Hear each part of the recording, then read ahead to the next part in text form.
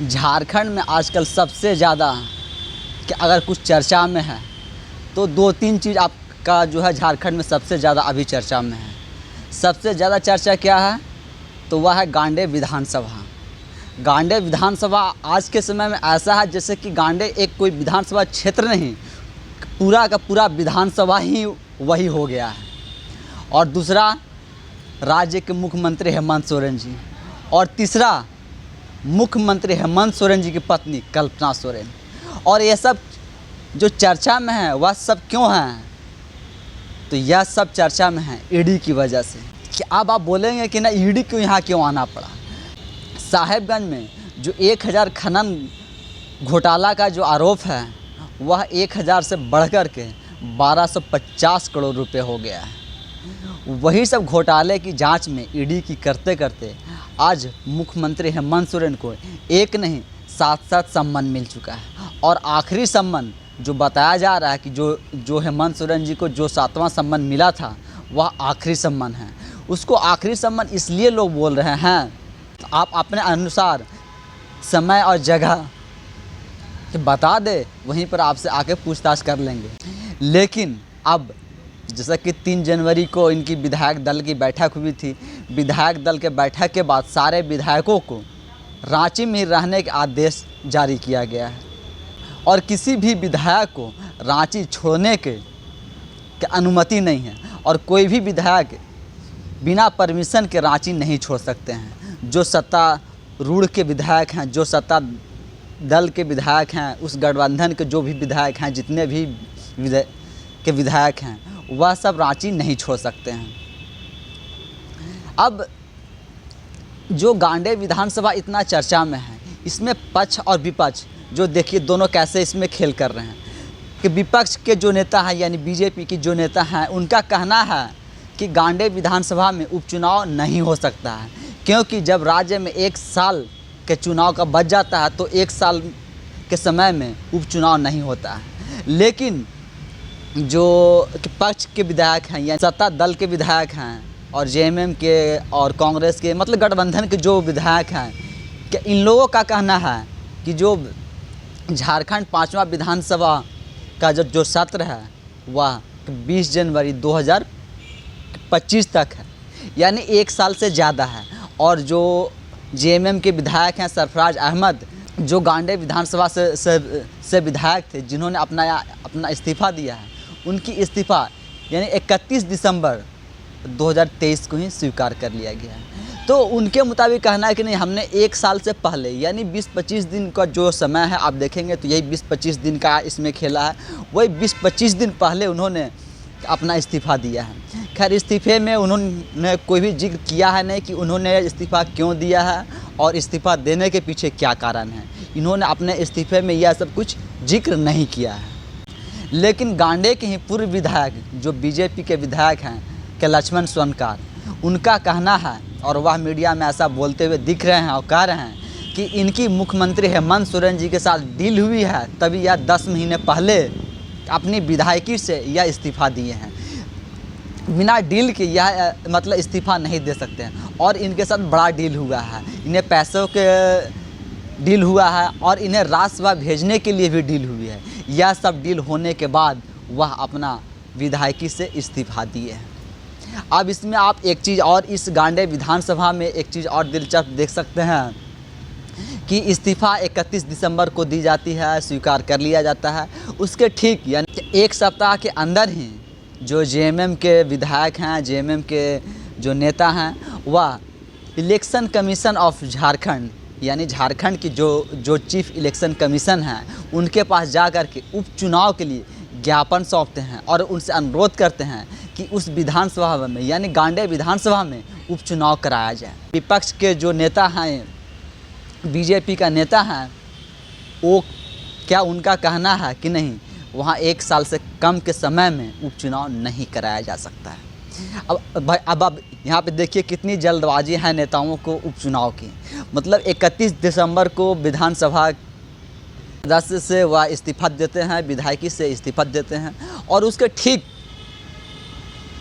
1 सप्ताह के अंदर वही जेएमएम के नेता जाके इलेक्शन कमीशन ऑफ झारखंड को, यानी जो चीफ इलेक्शन कमीशन है, उनको कहते हैं कि आप वहाँ जल्द से जल्द उपचुनाव करवाइए। क्या एक तरफ इनके जो जेएमएम के विधायक हैं वही इस्तीफा देते हैं और बिना कारण के, और दूसरे तरफ जेएमएम के नेता जाकर के बोलते हैं उस क्षेत्र में, यानी गांडे विधानसभा में, कि जल्दी से जल्दी आप उपचुनाव करवाइए। यही आप अगर राज्य में देखें, किसी भी कॉलेज में, किसी भी हॉस्पिटल में, या कोई भी के संस्कारी संस्थान में अगर कोई पद खाली होता है,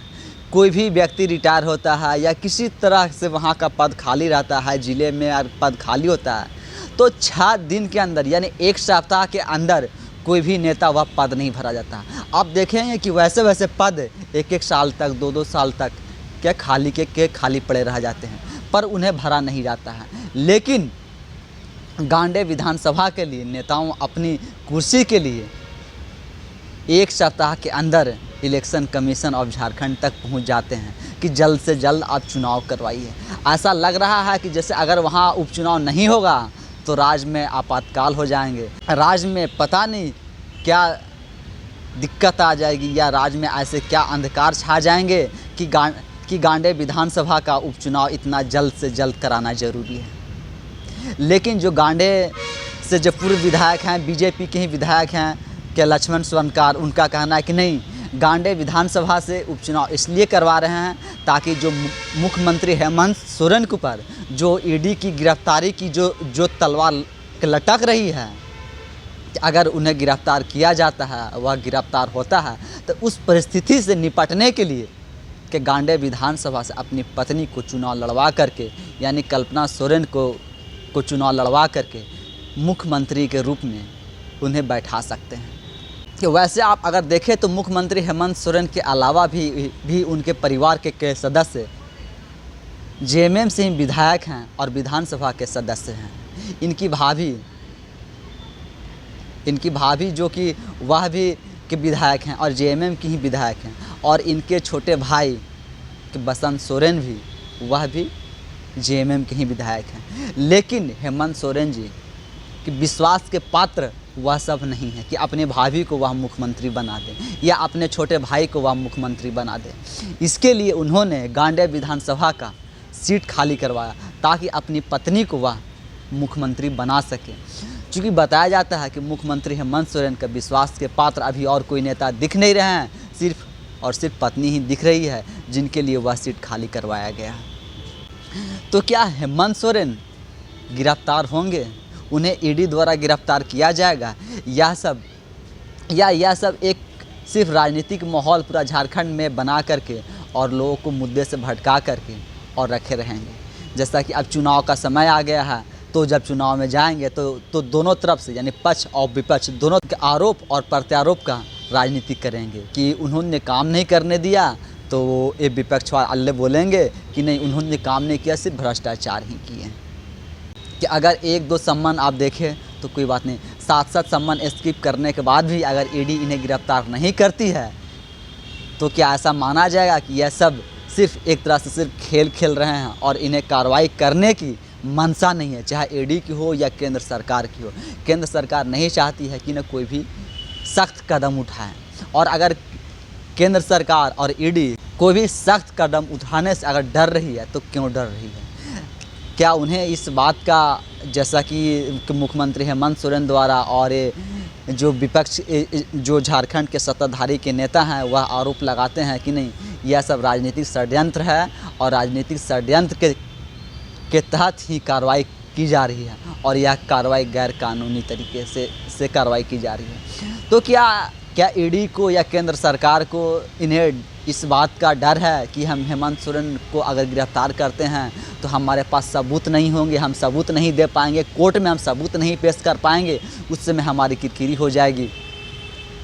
इसलिए हेमंत सोरेन की न गिरफ्तारी से ईडी भी डर रही है। और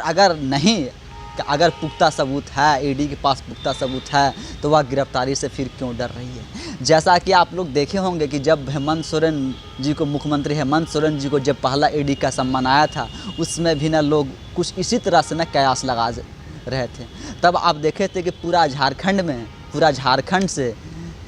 जेएमएम के कार्यकर्ता, कांग्रेस के न कार्यकर्ता को बुला करके रांची के मोरहाबादी मैदान में रखा गया था और यहाँ पर लोगों को संबोधन किया गया था। और एक तरह से आप देखें तो यह एक कि मानव ढाल बनाने की जो कोशिश थी उनकी, जो पहले संबंध पर,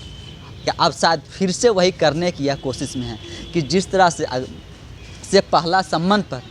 कि अपने कार्यकर्ताओं को बुला करके एक मानव ढाल बनाने की कोशिश कर रहे थे और उस समय वह कोशिश को देखते हुए, उनकी शक्ति प्रदर्शन को देखते हुए क्या कुछ कार्रवाई नहीं की गई, उन्हें गिरफ्तार नहीं किया गया। तो अब क्या फिर से हेमंत सोरेन जी वही चाल चलना चाहते हैं कि राज्य भर के न कार्यकर्ताओं को बुला करके यहाँ शक्ति प्रदर्शन करें और इस शक्ति प्रदर्शन को देख करके केंद्र सरकार और ईडी की कार्रवाई से हम बच जाएं। एक तरफ से देखें तो इनके ऊपर भ्रष्टाचार के आरोप पे आरोप लग रहे हैं और सिर्फ इन्हीं पे नहीं, जो ईडी की न कार्रवाई है वो आप देखेंगे तो आप झारखंड, बिहार, दिल्ली, पश्चिम बंगाल सभी जगह पे हो रहे हैं। और इधर 1-2 दिन पहले आप जो कि पश्चिम बंगाल में देख चुके हैं कि जब वहाँ ईडी कार्रवाई करने गई थी तो वहाँ किस तरह से वहाँ पे न हमला किया गया था और ईडी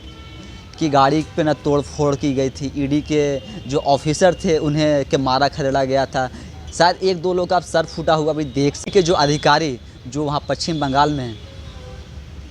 क्या कार्रवाई करने गए थे उन पे हमले हुए थे। तो क्या कुछ उसी तरह से प्लान यहाँ झारखंड में भी किया जा रहा है कि अगर ईडी उन्हें गिरफ्तार करने जाती है, हेमंत सोरेन मुख्यमंत्री को अगर गिरफ्तार करती है तो यहाँ भी कार्यकर्ताओं द्वारा कुछ उसी तरह से कार्य किए जाएंगे और कार्यकर्ता को इकट्ठा कर करके कार्यकर्ताओं को ढाल बना करके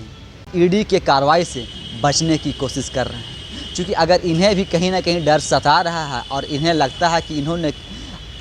जो भ्रष्टाचार के आरोप लगे हैं, जो मनी लॉन्ड्रिंग का केस चल रहा है, जो ज़मीन घोटाले का केस चल रहा है, साहिबगंज खनन पट्टा का जो केस चल रहा है, ये सब में कहीं ना कहीं क्या इन्हें डर है कि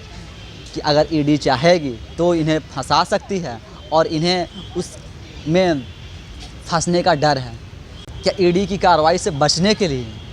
और अपनी डर को बाहर ना आए, अपनी डर बाहर तक ना आए, इसके लिए कार्यकर्ता को जमा कर उन्हें ढाल बनाएंगे। अब देखना होगा कि ईडी भी मुख्यमंत्री हेमंत सोरेन को गिरफ्तार करती है या नहीं, और अगर गिरफ्तार नहीं करती है तो यह सिर्फ एक तरह से देखें तो न पक्ष विपक्ष का एक राजनीतिक चाल है जो कि मीडिया में न बने रहने के लिए, काम ना करने के लिए, और क्या अपने कुर्सी का खेल करने के लिए सिर्फ आरोप और प्रत्यारोप की राजनीति जैसा करते आ रहे हैं वैसा अभी तक होता रहेगा। बाकी गांडे विधानसभा पर जितनी राजनीति आज के समय में झारखंड में हो रही है, शायद ही इतनी कभी राजनीति किसी और विधानसभा को लेकर के किया गया होगा। लेकिन फिर भी आजकल रांची में सारे विधायक यानी जेएमएम से लेकर कांग्रेस और आरजेडी के विधायक जो हैं सब के सब रांची में ही जमे हुए हैं। एक बात और इसमें आपको एक बताना चाहते हैं कि आप जैसे कि पिछले कुछ दिनों पहले जब के चतरा में एक क्या कार्यक्रम था, मुख्यमंत्री हेमंत सोरेन जी का कार्यक्रम था, तो उस कार्यक्रम में जब वहाँ गए थे तो इनके सहयोगी मंत्री यानी सत्यानंद भोक्ता जो कि इनके कैबिनेट में मिनिस्टर हैं और आरजेडी से विधायक हैं और वह चतरा विधानसभा से ही विधायक हैं, तो जब वहाँ पे ना स्वागत किया गया था तो उस समय मुख्यमंत्री हेमंत सोरेन जी को चांदी का मुकुट पहना करके स्वागत किया गया था और बाद बाकी जो कांग्रेस के विधायक थे उन्हें सिर्फ सिंपल एक शॉल डाल करके और एक शॉल ओढ़ा करके सिर्फ उनकी स्वागत की गई थी। लेकिन वहाँ पर एक जो इनके मुख्यमंत्री हेमंत सोरेन जी का जो राजनीतिक सलाहकार थे उनको भी कि चांदी का मुकुट पहना करके स्वागत किया गया था। और चांदी का मुकुट पहना करके स्वागत करने वाले कोई और नहीं, इनके कैबिनेट में मंत्री सत्यानंद भोक्ता जी हैं। यानी सत्यानंद भोक्ता जी ने मुख्यमंत्री हेमंत सोरेन जी के राजनीतिक सलाहकार को चांदी का मुकुट पहना करके उनका मंच पर स्वागत करते हैं, लेकिन कांग्रेस विधायक को वह चांदी का मुकुट पहना करके स्वागत नहीं कर सकते हैं। क्या आज या 2-4 दिन क्या 1-2 दिन पहले ही जो मुख्यमंत्री हेमंत सोरेन के जो प्रेस सलाहकार हैं उनके घर पर भी ईडी की छापामारी हुई थी और अब इन्हें सम्मान भी ईडी द्वारा किया गया है। साथ ही साहिबगंज के उपायुक्त निवास यादव को भी तलब किया गया है। तो आप समझ सकते हैं कि राज्य में जब नेता से ज़्यादा बड़े उनके सलाहकार हो जाते हैं और जो चुने हुए विधायक रहते हैं उनको चांदी का मुकुट के ना पहना करके जो मुख्यमंत्री के जो राजनीतिक सलाहकार हैं उनको के मंत्री द्वारा के चांदी का मुकुट पहनाया जाता है। तो राज्य में कितनी लूट और घसोट मची है, यह सब भी आप इस चांदी के मुकुट से समझ सकते हैं कि लोग स्वागत में चांदी का मुकुट पहना रहे हैं। बाकी आने वाले दिनों में आप देखिए कि जो रांची में विधायक जमे हुए हैं, सारे विधायक जमे हुए हैं, तो मुख्यमंत्री हेमंत सोरेन की अगर गिरफ्तारी होती है तो इस गिरफ्तारी को लेकर के कितना हो हल्ला होता है और क्या क्या बवाल मचते हैं, यह सब सिर्फ के मीडिया तक या खबरों तक ही सिमट कर रह जाएगा। धन्यवाद।